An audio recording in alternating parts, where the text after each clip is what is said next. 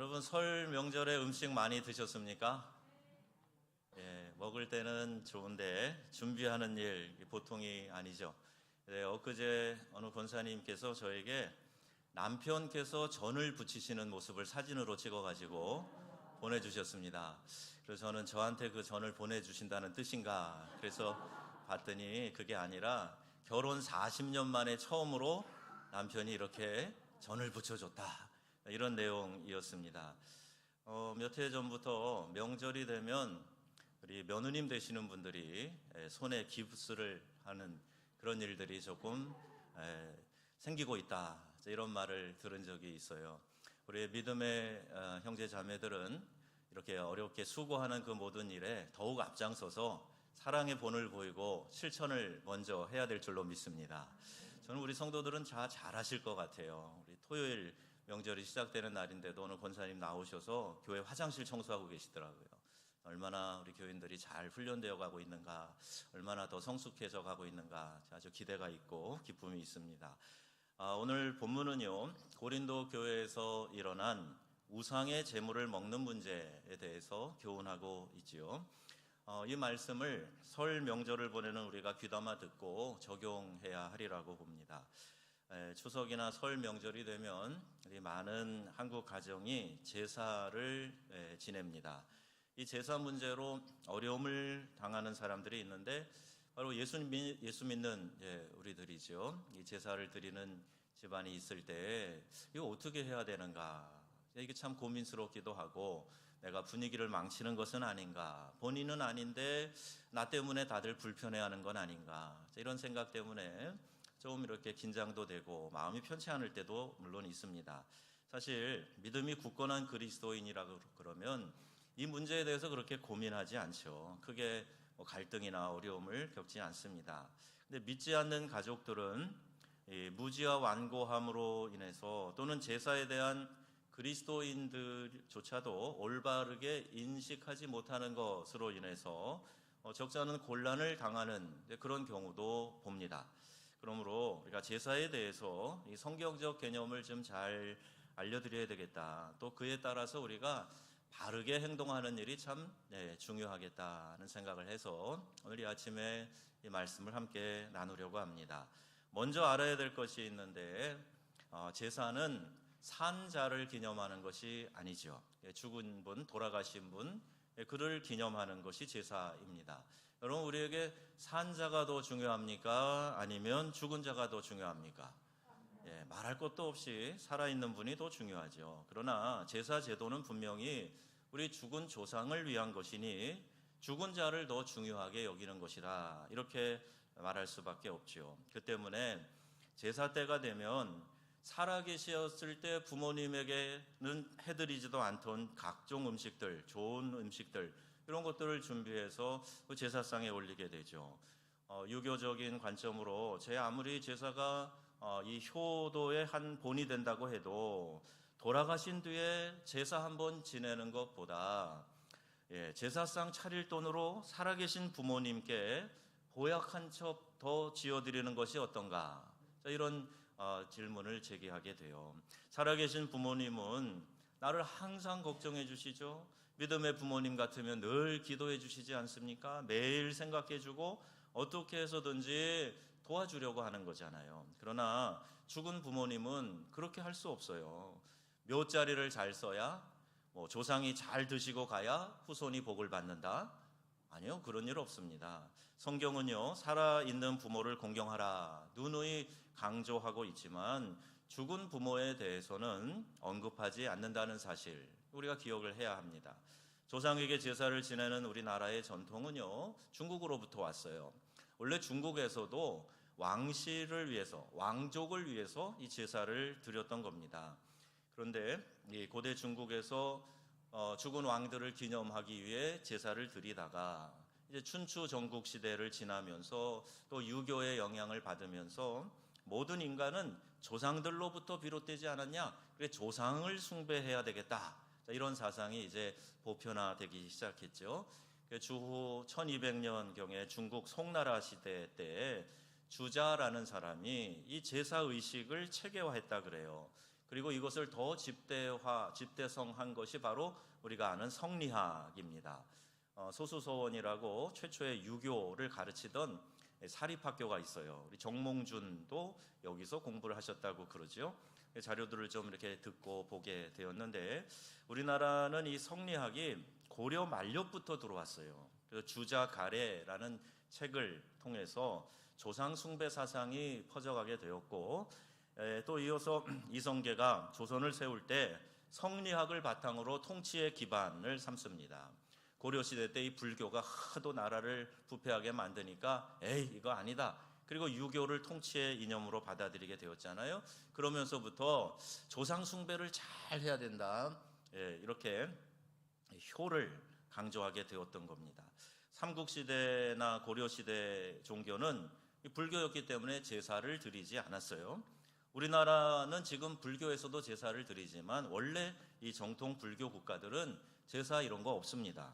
그리스도인들이 제사에 대하여서 이 문제에 봉착할 때마다 효도라고 하는 이 문제를 가지고 공격을 받게 돼요. 이거 좋은 우리의 미풍양속 아니냐? 왜 기독교인들은 지키지 않느냐? 이런 비난을 받곤 하는데, 제사가 곧 효도다. 그렇다면 그러면 조선시대 이전에는 효자 효녀 하나도 없었습니까? 아니죠. 유교가 들어와서 그것도 유교가 좀 이렇게 변형이 되면서 우리에게 제사를 강조하게 되었던 거죠. 효도는요, 살아계신 하나님께, 살아계신 부모님께 하는 거예요. 우리나라의 시조 송강정철 선생님이 쓴 시조 가운데, 이분이 조선 선조 13년에 저 강원도 관찰사로 계실 때 백성을 계몽하기 위해서 훈민가라는 것을 지었는데 시조 형식으로 했어요. 그 중에 네 번째 시조가 바로 어버이 살아실제라는 이런 제목입니다. 현대어로 풀어서 제가 좀 읽어드리면 이런 내용이에요. 어버이가 살아계실 때 섬기는 일을 잘 하여라. 돌아가신 후에 슬퍼한들 무엇하리. 평생에 다시 못할 일이 부모 섬기는 일뿐인가 생각하노라. 이런 내용입니다. 죽은 부모를 공경하는 것은 절대로 효나 불효의 판단의 근거가 될 수 없다는 이야기예요. 살아계실 때 부모님께 효를 다해라. 돌아가시고 나면 이것보다 더 후회스러운 일이 어디 있겠나? 다시 돌이킬 수 없는 일이니 살아계시는 부모님에게 효를 다하거라. 이미 오래전에 우리의 조상이 지혜로운 말을 했고 살아계신 부모님에게 효를 다할 것을 강조하고 있어요. 성경은 뭐라고 말씀하고 있습니까? 출애굽기 20장 12절 말씀이에요. 시작. 내 부모를 공경하라. 그리하면 내 하나님 여호와가 내게 준 땅에서 내 생명이 길리라. 아멘. 이 땅에서 잘 되고 장수하게 된다 하는 축복을 부모 효와 관련해서 말씀하고 있는 겁니다. 또 전도서 9장 4절에 말씀하지요. 함께 읽겠습니다. 모든 산자들 중에 소망이 있음은 산 개가 죽은 사자보다 낫기 때문이라. 아멘. 개는요, 유대인들 굉장히 천시하는 동물이에요. 사자는 이 맹수 중에도 왕이라 하지 않습니까? 위용이 대단하죠. 그런데 살아있는 개가 죽은 사자보다 낫다. 이 이야기예요. 여러분, 또 한 가지 우리가 좀 심각하게 생각해 볼 부분이 있습니다. 어떤 사람들은 제사를 지내면 죽은 조상이 찾아와 가지고요, 차려놓은 음식을 먹고 간다. 이렇게 생각을 하는 거예요. 그러나 하나님의 말씀은 사람은 한 번 죽으면 다시 이 세상에 올 수 없다 말씀하고 있어요. 사람은 죽으면 즉시 하늘나라 또는 지옥으로 가게 되어 있죠. 누가복음 16장에 말씀하고 있습니다. 거기 부자와 나사로 비유가 나오는데, 이 어리석은 부자, 자기를 위해서만 살던 이 부자가 죽어 지옥에 갔고, 비록 거지였지만 나사로는 죽어 천국에 갔어요. 그런데 이 지옥에서 고통받는 부자가 내 형제들이 다섯이 있는데 제발 이곳에 오지 않도록 저기 보이는 저 나사로라도 좀 보내서 그들에게 여기 얘기를 좀 하게 해달라. 이 고통 중에 호소하잖아요. 지옥에서 못 나가는 건 물론이고 천국에 가 있다고 하는 나사로조차도 나갈 수 없다. 이 세상에는 말씀 전하는 선지자들이 있는데 그들에게 들을 것이다. 분명하게 거절됩니다. 그러니까 죽은 자가 다시 살아서 와서 음식을 먹고 간다, 성경적으로 맞지 않는 이야기예요. 죽은 조상들은 절대로 다시 올 수가 없어요. 그 대신 제사 지낼 때 오는 것이 있습니다. 마귀, 귀신들이 와요. 고린도전서 10장 20절 말씀이에요. 읽습니다. 무릇 이방인이 제사하는 것은 귀신에게 하는 것이요 하나님께 제사하는 것이 아니니 나는 너희가 귀신과 교제하는 자가 되기를 원하지 아니하노라. 아멘. 어떤 심령수를 하고 접신을 하고 하는 모든 것들은 귀신이 하는 역사입니다. 이런 점치러 가거나 굿하거나 뭐 이러는 거 굉장히 위험한 일이에요. 이런 일 하지 말라 말씀하고 있어요.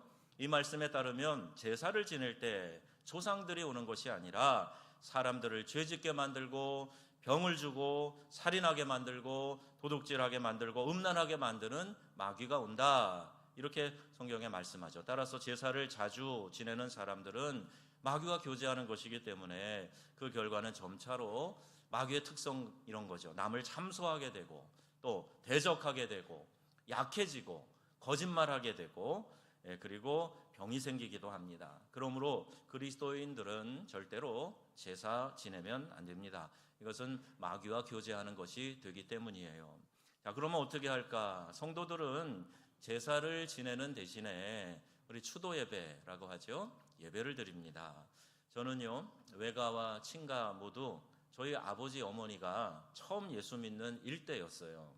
그래서 어렸을 때는요, 우리 큰 집에 가서 보면은 제사 드리는 그런 모습, 앞에 이렇게 상을 차려놓고 하는 그런 모습들 종종 봤어요. 물론 저희 아버지나 저희 형제들은 절은 하지 않았죠. 거기 가서 이제 참여하고 기도만 했는데, 당시에 신촌에 사시던 우리 고모님 댁에 가면은요, 뭐 사주단지라 그래가지고 이렇게 걸어놓은 거, 붙여 올려놓은 거, 그런 것도 보고 작고는 하고 했습니다. 근데 지금은 우리 친가의 제사가 없어졌고 오늘 추도 예배 드리죠. 교계에서는 추도 예배를 효과적으로 드리기 위해서 모범 예시간 같은 것도 만들어서 지키도록 하고 있습니다. 그러나 이것마저도 의미를 잘 모르고 그냥 하게 되면요, 절만 하지 않을 뿐이지 뭐 제사처럼 이렇게 추도 예배를 하는 그런 분들도 있는 것 같아요. 이제 하나 에피소드인데요. 제가 신학생 때에 이제 부모님이 이제 이민 가시고 한동안 제가 우리 가문에 추도 예배를 인도할 때가 있었어요. 우리 사촌 형님들이요, 우리 큰집 형님들을 보면은 저보다 뭐 14, 15살, 20살 많은 형들이 있어요. 조카들이 뭐 저랑 비슷한 또래였으니까요. 그래서 이제 그래도 신학생이라고 전도사님 그러면서 예배 인도하라고 그래가지고 그 예배 드릴 때 이제 상석에 앉아가지고 예배를 인도해요. 그리고 나서 이제 끝나면 같이 떡국 밥 먹잖아요. 그러면 이제 스스로 알아서 저 말석에 앉아가지고 밥을 먹고 했던 그런 기억이 납니다. 절을 하는 것은요, 특별한 의미를 가지고 있어요. 뭐 절하는 게 뭐 어때서 그냥 존경하는 마음 표하면 되는 거 아닌가? 무덤에 가서 어떤 분이 그러더라고요. 아유, 이렇게 딸을 곱게 키워서 저에게 아내로 주셔서 장인어른 돌아가셨지만 고맙습니다. 그리고 무덤 앞에 넙죽 절한다 그러는데, 절은요 동서고금을 막론하고 특별한 의미를 갖습니다. 무릎도 아무에게나 함부로 꿇지 않는데 절하는 거야. 이건 뭐 말할 나위가 없어요. 왜? 절을 하는 것은 경배의 의미가 담겨져 있기 때문에 그렇습니다. 우상 앞에 절하지 않기 위해서 생명을 바친 순교자들에 대한 이야기 우리가 알고 있지 않아요? 신사참배를 반대하고 옥고를 치룬, 그래서 순교를 한 많은 우리의 믿음의 선배들, 주기철 목사님 같은 분들 이야기도 우리가 들으면서 은혜를 받지요. 신앙의 절개를 저렇게 지키는 게 맞다. 6.25 한국전쟁 때 얼마나 많은 사람들이 신앙의 이유로 죽었습니까? 공산주의자들은 종교를 인정하지 않으니까, 민중의 아편이라 그러니까 너 믿는 하나님 배반하고 안 믿는다 그러면 부인하면 살려주겠다. 그래도 그 총뿌리 앞에 굴하지 않고 생명 바쳐서 신앙을 지킨 사람들 많이 있어요. 그 김일성 수령 앞에 절하고 또 일본의 신 천황 앞에 절하고 그러면 살려주겠다 그러는데 안 하잖아요. 절은 경배의 의미가 있기 때문에 함부로 할 수 없는 겁니다. 그럼 지금은 대부분 시정이 되었는데, 제가 7년 전에 처음 정읍에 내려와서 장례식에 가보니까 장례식장에서 운구하고 연구차 나갈 때 거기 이제 직원이겠죠. 그 사람이 다 세워놓고 절을 시키더라고요. 관 앞에 절을 하게 하더라고요. 이거 하지 말라고. 제가 막 말리면서 그거 잘못된 거다. 우리 기독교식 장례 절차에는 시신 앞에서 절하는 거 아닙니다. 그렇게 가르치고 좀 심하게 하면 막 제가 투서도 하려고 그랬었어요. 저절로 자연스럽게 소문이 났는가 좀 시정이 돼 가더라고요. 추모공원에서도 이렇게 관을 화로에 넣기 전에 마지막 가시는 길에 절하자고 하면서 절을 시키는 사람 직원들이 있더라고요. 그래서 하지 마세요. 우리 절하지 않고 우리는 제가 기도하고 그리고 잠시 묵념하고 슬픔에 있지만 그러나 천국 소망 가지고 용기 내라고 그렇게 기도하면서 문화를 바꿔갔는데 요새는 별로 그렇게 하지 않더라고요. 여러분 이런 거 생각 없이 따라하면 안 됩니다. 고개 숙여서 묵념하면서 그 시간에 기도 드리는 것은 크게 문제되지 않으나 절을 시키는 거 잘못된 거예요. 조상 숭배 전통이 뿌리가 깊기 때문에 우리 안에 잠재되어져 있는 이 조상신에 대한 의식이 자꾸 이 속에서 꾸물꾸물 올라올 수 있기 때문에 분명한 의식을 가지지 않고 형식만 조금 바꾸어서 하는 형태로 해서는 안 된다는 거예요. 물론 돌아가신 부모님, 할아버지, 할머니 기억하고 그분들의 살아생전의 모습을 추억할 수는 있지요. 그러나 이보다 더 중요한 것은 한 가족, 혈육, 친척이 교제하는 거, 여기에 더 중심을 두어야 되겠지요. 가족끼리 모여서 고인의 덕을 기리면서 그분을 추억하는 거예요. 추억하는 덕담 한마디씩 하는 거죠. 우리 아버지, 어머니가 날 이렇게 사랑하셨어. 이런 말씀 그때 하셨잖아. 이런 일이 있을 때 엄마 아빠가 보여준 그 참 따뜻한 사랑 때문에 내가 지금도 가슴 한구석에 그때의 일을 추억하면서 그러고 있어. 그러면서 우리 엄마 아빠 또 할머니 할아버지 그분들의 덕을 기리면서 추억하고 또 못다한 일을 내가 대신 이루고자 하는 다짐 얼마나 좋아요. 이런 좋은 덕담 해주셨는데 내가 잘 그렇게 못 살았는데 그때 이제 앞으로는 그 말씀대로 좀 살아야 되겠다. 이런 다짐도 나누고 서로를 격려하고 이런 가족 친척 간의 교제의 자리가 되어야 되겠죠. 제사 정신을 그대로 두고 형식만 추도 예부로 바꿔갖고 드려서는 안 된다는 말씀을 드리는 거예요. 더군다나 조상신이 다녀간다 이런 잘못된 생각에 사로잡혀 있으면 이게 바로 귀신을 섬기게 되는 거죠. 성경대로 믿는 사람들은 어떤 자세를 가져야 될까요? 우리 그리스도인들은 성경대로 믿고 그 말씀을 가르쳐주는 대로 행하고 따르는 자들이죠. 여러분 말씀을 들으면 실천하려고 들으시는 거죠? 듣고 실천하려고 듣는 거죠. 그래야 우리의 영혼이 건강하게 세워져 가는 거죠. 우리는 비성경적인 전통 이거 지킬 필요가 없습니다. 얼마나 많은 사람들이 명절이면 조상을 섬긴다라는 미명 아래 우상 섬기기 위해서 민족 대이동을 하는지 몰라요. 성경은 우리가 기념해야 될 분은 오직 예수 그리스도 한 분뿐이다 라고 말씀하고 있어요. 우리가 경배할 대상은 하나님 한 분뿐인 줄로 믿습니다. 주님께서 다시 오실 때까지 그분의 죽으심과 그분의 부활하심을 선포하면서 살아가는 것, 이게 우리 믿음의 형제자매들이 갖추어야 될 우리 삶의 자세인 거죠. 명절에 가족과 친척들이 모인다면 그들 중에서 누가 예수님 안 믿는 사람인가, 그 사람을 구원할 기회로 삼고 미리 기도로 준비하고 또 이렇게 친절하게 예배당에 가자고, 출석 교회 가자고, 권면도 하고, 예수 믿으니까 내 삶이 이렇게 좋더라 하는 간증도 하고 이렇게 섬기는 본을 보여야 되겠죠. 그러니까 예수 믿는 사람은 명절에 손에 기부 싸고 가면 안 된단 말이에요. 좋은 컨디션으로 가서 내가 더 일을 열심히 하면서 자네는 좀 쉬게, 내가 열심히 할게. 그러면서 믿음의 사람들이 더 봉사하는 본을 보여줘야 되겠죠. 부모를 참으로 공경하기를 원한다면 그들의 혼이 지옥에 떨어지기 전에 구원하는 것이 마땅합니다. 이것이 가장 귀한 훌륭한 효의 모습이고 이것이 바로 우리 하나님께서 기뻐하시는 일이기 때문이지요. 이렇게 조상 제사의 근원이 무속신앙에 있다. 그렇기 때문에 당연히 우리 믿음의 성도들은 따르지 말아야 합니다. 기독교 효도는 10계명에 명시되어져 있어요. 그 신학적인 의미가 큽니다. 먼저 죽은 조상의 혼이 예배의 대상이 될 수 없다. 이걸 분명히 하고 있고 그 누구의 혼도 종교적인 대상이 될 수 없다. 이걸 확실하게 우리 신앙 위에서 이 효도에 대한 개념을 이해해야 됩니다.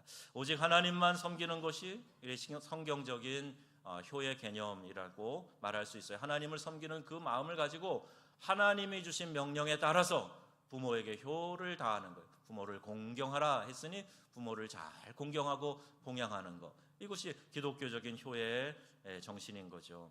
어떤 성자나 위인도 물론 자신의 조상도 숭배의 대상이 되지 못하고 하물며 죽은 자의 혼을 예배함은 용납될 수 없는 우상 숭배가 되는 겁니다. 그래서 여러분 잘 이해하셔야 돼요. 효도와 예배 다르고요, 추모하는 것과 제사 근본적으로 다른 겁니다. 죽은 자의 혼백이 배회한다거나 다시 찾아와서 제사에 공양을 받는다 하는 생각은 전적으로 이건 무속신앙이고 또 사실무근한 미신이에요. 영혼의 주인은 창조주 하나님이시며 죽는 순간 그 영은 몸을 떠나서 자의로 다시 찾아오거나 돌아가거나 하는 것이 아니란 말이죠. 게다가 제사의 궁극 목적이 어떤 사람은요, 나의 유익을 위해서 하는 거예요. 자기의 부귀영화를 위해서 제사 잘 드리고 묘자리 잘 쓰면 우리한테 부귀영화가 온다, 조상신이 그렇게 우리에게 복을 준다, 이 생각하는데 이거 효의 본뜻에서 멀어진 거예요. 효의 본뜻을 상실한 제례가 아무 뜻도 없는 것이다 하는 거, 이거 분명히 이해해야 되죠. 자기 욕심에 사로잡혀 하는 거기 때문에 효도의 본뜻으로 돌아가서 새 의미를 찾아야 합니다. 따라서 그 제사의 형식에 있어서 여러분, 음식을 차려놓고 거기에 수저까지 꽂아놓고 거기다가 술을 부어드리는 이런 일 등은 그 자체가 불필요한 미신적 의식이다, 이렇게 볼 수 있어요. 부모님 산소에 술 한 잔 따라 올리는 것이 무슨 문제냐, 그런 편협한 신앙의 기독교라면 난 교회 안 나가겠다, 이렇게 말한 분이 있었어요. 이 문제에 대한 대답은 오늘 성경 본문에서 찾을 수 있습니다. 바로 바울이 말한 우상에게 바쳐진 제물을 먹는 문제인데요. 고린도전서 8장 4절 말씀 같이 볼까요? 우상은 아무것도 아니며 하나님 한 분뿐이다. 7절. 그러나 우상의 제물로 알고 먹는 거로 그들의 양심이 약하여지고 더러워지느니라. 이게 시장에 가가지고 이제 이렇게 파는 음식들은요, 먼저 우상에게 제물로 바쳐진 거다 하는 걸 사람들이 많이 알아요. 그런데 우상의 제물로 바쳐진 것을 사가지고 와서 이것을 먹는 문제에 대해서 이 고린도 교회에서 이제 큰 문제가 생긴 거예요. 어떻게 우상에게 바쳐진 제물을 먹느냐, 여기에 대해서 이제 CCBB가 가려지고 거기에 대해서 다툼이 일어나고, 그러니까 바울이 한 이야기가 우상 그거 아무것도 아니야, 하나님 한 분만이 유일한 신이시지, 이렇게 강조합니다. 그러나 우상의 제물로 알고 먹을 때 양심이 약해지고 더러워지니까 그래 주의해야 된다. 우상에게 바친 제물을 먹는 문제를 한번 조상신에 바친 제사 음식 먹는 것에 여러분 한번 적용을 해보세요. 먼저 내가 아버지가 드실 것이라 생각하고 무덤에 부어 드렸다면 양심이 약해지고 더러워지는 것이 된다는 거예요. 단지 아버지를 생각하는 마음으로 드렸다면 그 자체 사실 아무것도 아닌데, 하지만 더 깊이 생각할 것이 있다고 바울이 가르쳐주죠. 9절 말씀이에요. 9절 말씀 한번 읽어보겠습니다. 믿음이 약한 자들을 위해서 걸려 넘어지게 하는 것이 되지 않도록 주의하라, 이 말씀하고 있어요. 나는 아무것도 아니지만 그거 귀신 있다고도 안 믿고 그거 별거 아니지만, 그러나 이 믿음이 약한 자들이 그것 때문에 시험에 들지 않도록, 걸려 넘어지지 않도록 주의하라 말씀하세요. 묘에 갈 때마다 술을 따라 드리지 말라는 얘기예요. 추도 예배 드린다고 하면서 제사 음식 쫙 차려놓고 성경만 펴서 찬송 부르고 하는 거 아니란 말씀 드리는 겁니다. 다니엘과 세 친구를 보세요. 왕의 진미가 우상에게 바쳐졌던 제물이라 먹지 않겠다고 결단합니다. 왕이 먹는 음식이니까 얼마나 좋은 거겠어요.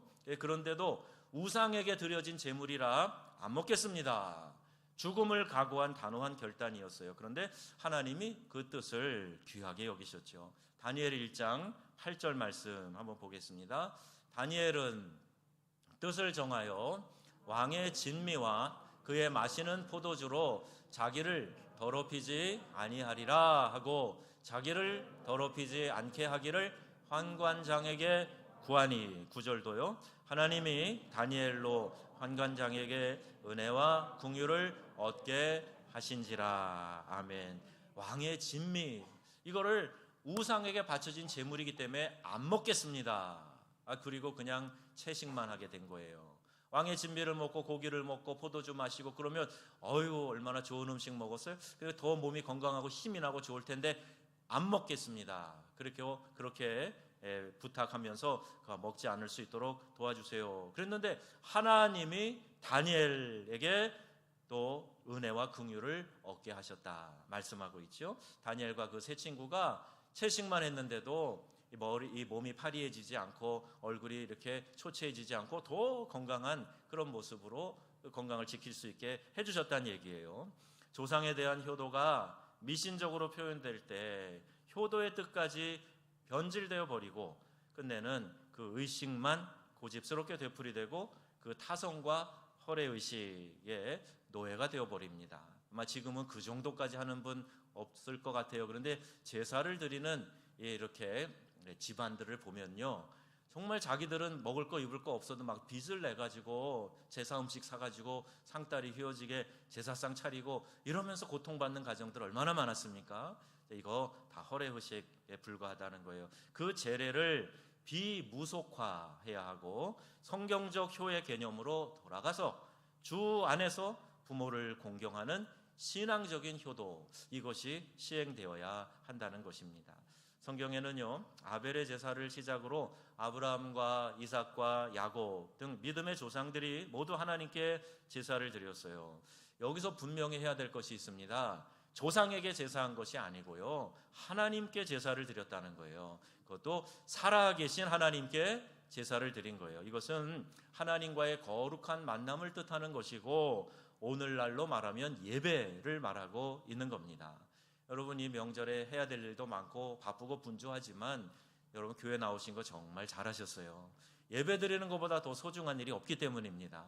하나님께 제사하는 게 우선이지, 하나님께 마음과 정성을 다해서 영광을 올려드리는 거, 이 예배와 대치될 수 있는 것이 그 어디에도 없다는 거예요. 그러니 여러분, 예배를 더욱 소중히 여기셔서 하나님께 올려드리는 그 영광의 제사, 예배를 통해서 여러분 안에 큰 은혜와 복이 임하시기를 주님의 이름으로 축원합니다.